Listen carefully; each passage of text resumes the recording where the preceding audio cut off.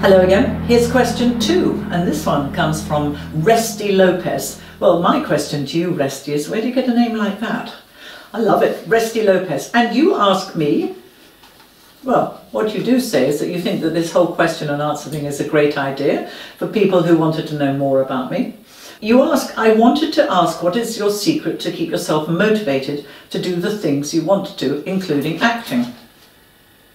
I wonder if I do keep myself motivated. That's an interesting question. Let's just back up a minute. I have to thank you for the question because, you know, one of the reasons why I do this is that there's a lot of preconceived ideas about me, about all of us actors. And I think nowadays, because of social media, you can show yourself in any way you want. It's not necessarily the way you really are, but I can honestly say that for me, the important thing has always been really being a bit more sort of open about the way I like to live and garden and keep dogs and not wear makeup and not go to the gym because I hate it, but I do go because I have to because I'm getting fat.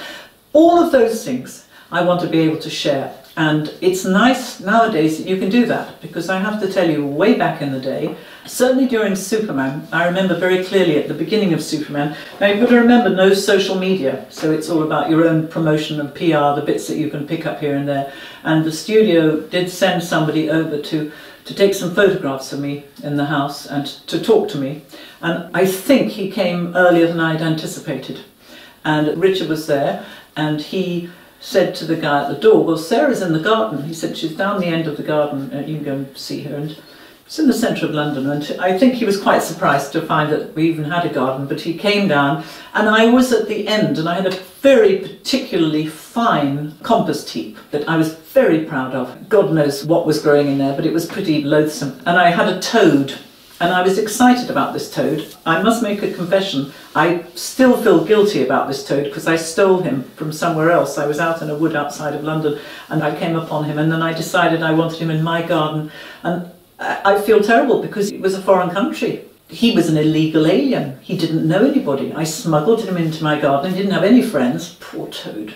Anyway, I was very excited to share with this PR person, this photographer, me in the garden in my Wellington boots, looking not unattractive, even though I say it myself, but looking, you know, not at all like Ursa.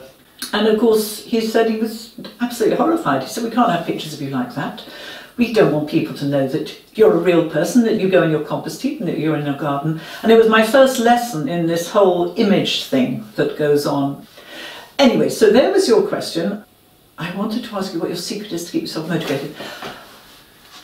I think I'm just grateful to still be here. You know, I turned 70, which is just unbelievably, extraordinarily impossible to imagine. I think I'm going to have to check my passport because it just can't be right. I mean, it really can't be right. However, we do know that I have had 50 years, and probably 30 of those years I enjoyed myself. And I certainly did my share of partying, and I drank and I screamed and shouted. And I think to this day I'm very grateful that I'm still upright and I'm still able to string a sentence together, sometimes barely. And I'm grabbing every opportunity to carry on being here. And of course, you all make it worthwhile. Because there are days, and I think if Eli was ever to get in front of the camera, which one day I'm going to make him do it and I'm going to ask him some questions, I think he can tell you that there have been days where I just said, oh my God, I can't, you know, I don't want to, nobody loves me. And the fact of it is that when I'm pushed into going to a convention, meeting the fans, it's a love fest. And I'm reminded how fortunate, how lucky I am to have all of you out there who are wanting to know how I'm doing. And so, you know, it's a little mutual sort of understanding going on here. I want to know about you, you want to know about me, and I'm fine. Thank you.